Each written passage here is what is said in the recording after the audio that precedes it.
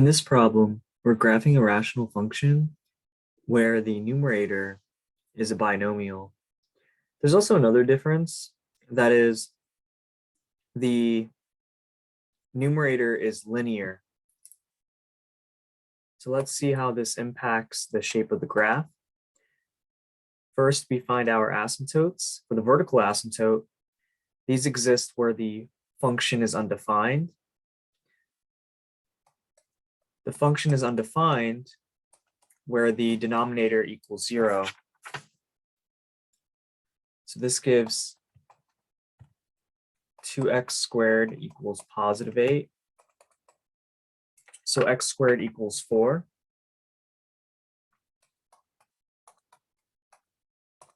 Square root both sides, you get plus or minus 2. Horizontal asymptotes, that's going to be y equals 0, since the degree of the numerator is less than the denominator. X-intercept, set y equal to 0. Then solve for x.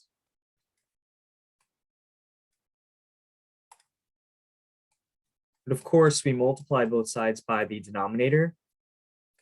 So we always get 0 equals the numerator.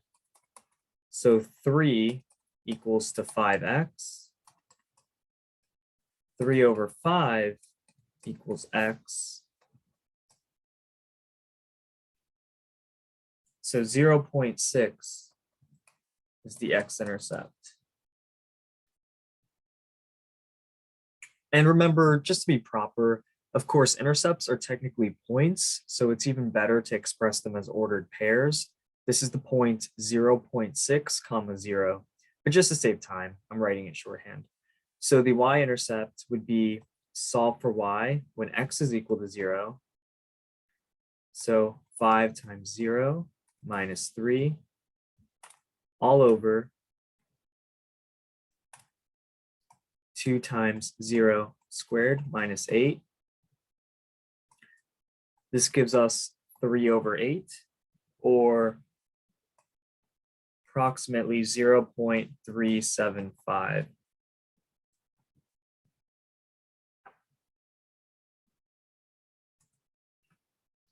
Next, I list all my x values that I found.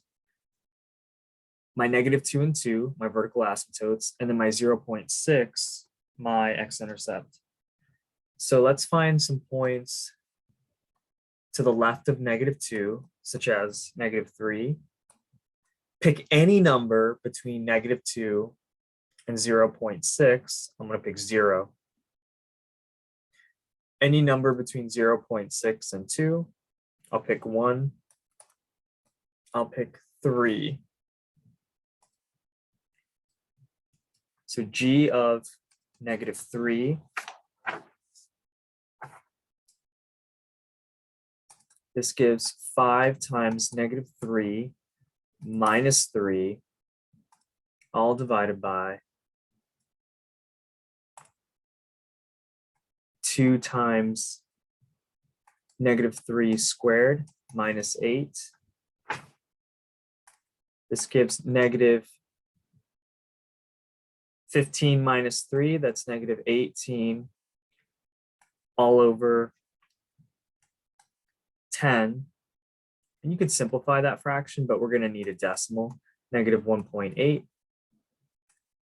Next, g of 0, well, that's just the y-intercept, the value of y when x equals 0. That was already calculated as 0.375. Next, we can find g of 1. 5 times 1 minus 3, all divided by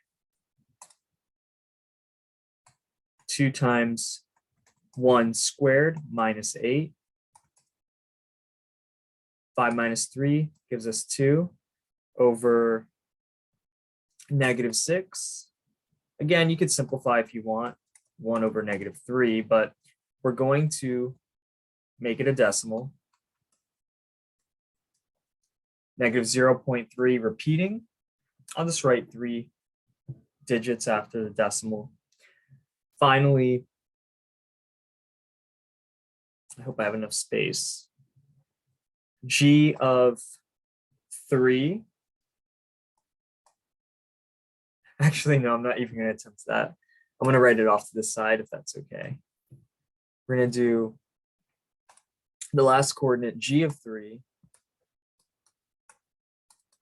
This gives 5 times 3 minus 3. 2 times 3 squared minus 8. 15 minus 3, that gives us 12. That's 18 minus 8, that gives us 10 in the denominator. Type it into the calculator.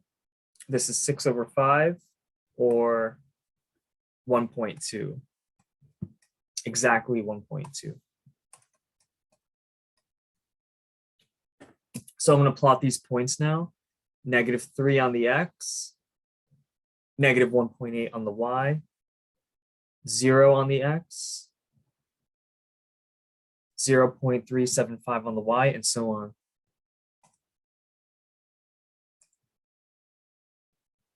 So once we do that, let's see. So -3 on the x, and then -1.8. So pretty close to -2. Okay, and then we have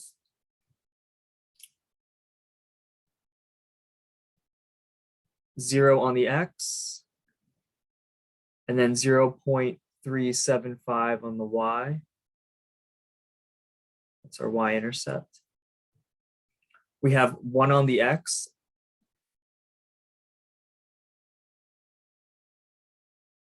and -0.3. So just below the x-axis. Put it around here. Good. And then we have 3 on the x, 1.2 on the y. So a little above 1.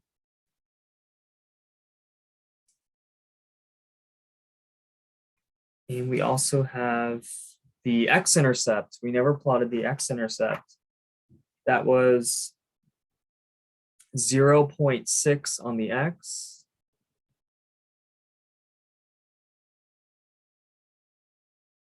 0 on the y.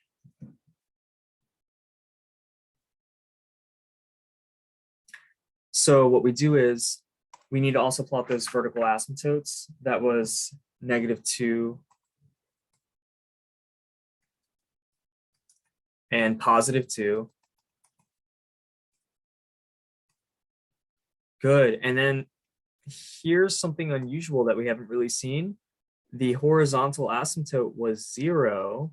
Well, we have seen that before, except notice how we do have a point that passes through the horizontal asymptote. So that's the only exception. So remember, a point will never, ever pass through a vertical asymptote, but it can pass through a horizontal. And so this is the case. Our x-intercept happens to pass through the horizontal asymptote. So now draw your curves, approach your asymptotes, but do not cross the vertical ones.